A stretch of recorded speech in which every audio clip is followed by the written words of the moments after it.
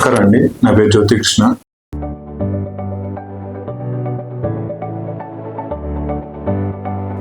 ఇప్పుడు మనం మాట్లాడబోయే టాపిక్ వచ్చేటప్పటికి post operative care. Post operative care అంటే ఏంటంటే ఒక పేషెంట్ కి సపోజ్ ఒక సర్జరీ అయింది, దాని తర్వాత మనం ఏమేమి జాగ్రత్తలు తీసుకోవాలి, పరిచయం అంటారు ఇదేంటి, మనం వెంటనే చాలా మంది మాకు యూజువల్ గా విలేజెస్ సైడ్స్ ఏంటంటే పేషెంట్ వన్స్ ఆపరేషన్ అయిందనుకోండి, కదలకూడదు, ఒక నెల రోజులు కదలకూడదు, అసలు ఏం చేయకూడదు అని చెప్తారు. అట్లా అయితే కొన్ని సర్జరీస్ కి డిపెండ్స్ అపాన్ సర్జరీ చాలా మట్టుకు పోస్ట్ ఆపరేటివ్ కేర్ అనేది మారుతుంది. కానీ మోస్ట్ కామన్ గా పోస్ట్ ఆపరేటివ్ కేర్ అనేది ఆపరేషన్ అయిన తర్వాత ఏ ఆపరేషన్ అయినా సరే ఒక 2-3 days తర్వాత పేషెంట్ ని నీట్ గా బెడ్ మీద కూర్చోబెట్టి మోకాలు మడవడం, చాపడం కానీ ఎక్సర్సైజ్ అన్ని స్టార్ట్ చేసుకోవాలి. ఎందుకంటే ఎప్పుడైతే పోస్ట్ ఆపరేటివ్ కేర్ మనం మోకాలు నీ ఫ్లెక్షన్ ఎక్స్టెన్షన్ కానీ మోకాలు మడవడం, చాపడం కానీ చేయలేదు అనుకోండి, మన జాయింట్ బిగిసిపోవడం కానీ అయిపోవడం వల్ల తర్వాత పేషెంట్ నడిచేటప్పుడు చాలా పెయిన్ చెప్తారు.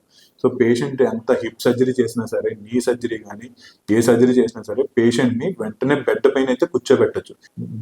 వెయిట్ బేరింగ్ అయితే చేయించకూడదు, అంటే నుంచోబెట్టడం, పేషెంట్ నుంచోబెట్టి బరువు మీద నుంచోవడం కానీ నడవడం కానీ చేయించకూడదు. అది టైం పట్టేటప్పటికి అట్లీస్ట్ 4 to 6 weeks depends upon age, మనం చేసిన సర్జరీ లోపల ఎట్లా ఉంది ఫిక్సేషన్ అన్నిటి మీద చాలా ఫ్యాక్టర్స్ మీద డిపెండ్ అవుతుంది. కానీ పేషెంట్ ని బెడ్ మీద కూర్చోబెట్టి మోకాలు మడవడం, చాపడం అట్లాంటివి కానీ, చెయ్యి కదపడం కానీ, సర్టెన్ రేంజ్ ఆఫ్ మూవ్మెంట్స్ అనేవి కంపల్సరీ చెయ్యాలి. చేయకపోతే ఏమవుతుందంటే జాయింట్ అనేది బిగిసిపోయి తర్వాత ఫ్యూచర్ లో ఎప్పుడైతే పేషెంట్ సర్జరీ నడవాల్సిన టైం వచ్చే టైంకి పేషెంట్ కి పెయిన్ ఎక్కువ రావడం కానీ అట్లా జరుగుతుంది. ఎప్పుడైతే మనం మూవ్మెంట్స్ అన్ని బాగా చేస్తున్నామో పేషెంట్ కి ఏంటంటే బ్లడ్ సప్లై అనేది బాగా కదులుతుంది. వన్స్ బ్లడ్ సప్లై అనేది బాగా మూవ్మెంట్ ఎక్కువ వచ్చింది అనుకోండి, బోన్ హీలింగ్ బాగుంటుంది.